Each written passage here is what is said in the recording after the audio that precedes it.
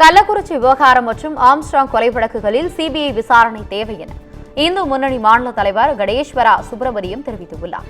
திண்டுக்கல்லில் இந்து முன்னணி சார்பாக நடைபெற்ற கூட்டத்தில் அதன் மாநில தலைவர் கடேஸ்வரா சுப்பிரமணியம் கலந்து கொண்டார்.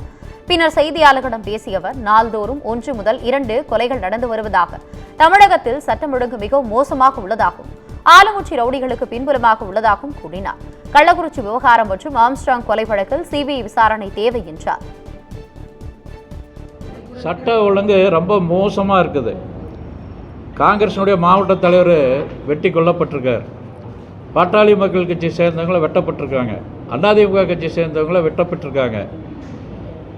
பகுஜன சமாஜினுடைய மாநில தலைவர் வெட்டப்பட்டு கொல்லப்பட்டிருக்கின்றார். இப்படி பல்வேறு வகையில் தினசரி 1-2 சம்பவங்கள் நடந்து கொண்டு இருக்கின்றது. இது சட்ட ஒழுங்கு ரொம்ப மோசமாக இருக்குது. இது தொடர்ந்து கள்ளக்குறிச்சி சம்பவம் சரி, இதெல்லாம் ஒன்றும் அங்கே இருக்கவங்களுக்கு தெரியாதெல்லாம் ஒன்றும் இல்லை. போலீஸ் ஸ்டேஷன் கோர்ட்டுக்கு பக்கத்துலேயே அந்த சாராய வியாபாரம் நடந்துகிட்டு இருந்துருக்குது. அந்த சாராய வியாபாரத்துக்கு மூலப்பொருள் எங்கேருந்தெல்லாம் இருந்து வருதுங்கிறது ஆளுங்கட்சியை சேர்ந்தவங்களுக்கு நல்லா தெரியும்.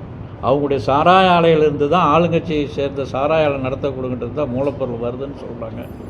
அதனால் அவங்களுடைய பின்னணி இருக்குது. இதை தீவிரமாக விசாரிக்கணும். அதுக்காக சிபிஐ விசாரணை வேணும்னு சொல்கிறோம். இது மாதிரி இந்த பகுஜன சமாஜ்களுடைய மாநில தலைவர் வெட்டினது கூட சிபிஐ விசாரணை வேணும். அதுக்கு பின்னாடி பெரிய அரசியலினுடைய பின்புலம் இருக்குது அப்படி சொல்கிறாங்க. ஆளுங்கட்சி சேர்ந்தவங்க அதில் இருக்காங்கங்கிற மாதிரி ஒரு தகவல்